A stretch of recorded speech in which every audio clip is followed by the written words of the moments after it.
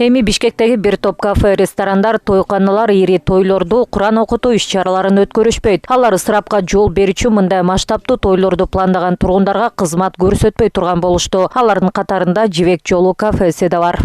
Мы были у акимята, мы подписались. Биз акимиятка барып макулдашууга кол койдук. Менин айтарым, чынында президенттин ысырапкорчулук боюнча жарлыгы чыкканы 1 жыл ичинде дүркүрөгөн тойлорду өткөрөм деген адамдардын саны 2 эсеге кыскарды. Көпчүлүк дасторконду жөнөкөйлөтүп эле жайып бата алышууда. Жарандар үчүн бул абдан жакшы болду. Акимчилик менен кол койгон макулдашууда да ушуларды айттым. Жада калса биз өзүбүз түшүндүрүү иштерин жүргүзүп келүүдөбүз. Адамдарга дасторконду жөнөкөй жайуудан уялбагыла. Ашыкча ысырапкорчулуктун кереги жок деп айтам. Акчаны той аштарга, Куран окутууларга көп сарптабай, сарамжалдуу болууга чакырам.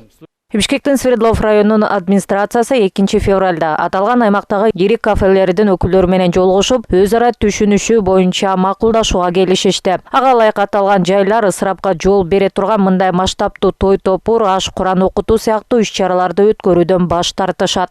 Талкуу болду. Жыйынтыгында биз ушун макулдашуу кылалы деген чечимге келдик.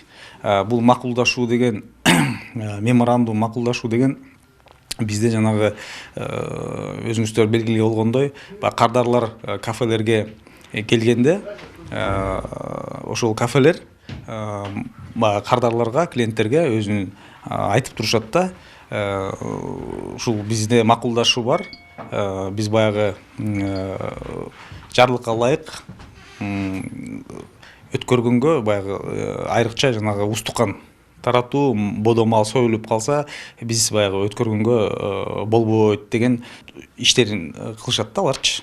Сүйлөшүү учурунда кафе, ресторан ээлери президенттин үй бүлөлүк салтанаттарды жана эскерүү зыйнаттарын жөнгө салуу боюнча чаралар тууралуу жарлыгын ишке ашыруу максатындагы акимчиликтин аракетин толугу менен колдоп беришкен. Мындай жолугушуу Ленин районунда да өткөрүлгөн. Коомчулук да бул аракеттерди кубаттоого алып, ысырапкорчулукту кыскартуу зарылдыгын белгилешүүдө. Президенттин дагы жарлыгы чыкты. Бирок мурунку 90-жылдан кийин биз мындайга ысырапкорчулукка жол бербей, элибиздин жаркын турмуш келечеги үчүн бар тапканыбызды социалдык тармак үчүн жумшашыбыз керек.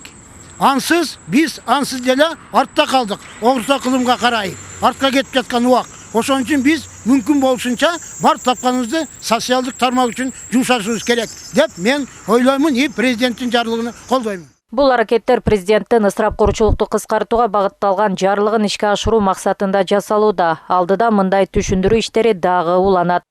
Рахат Кыдыр Токтоева, Жакшылык Исаков, ЛТР, Бишкек.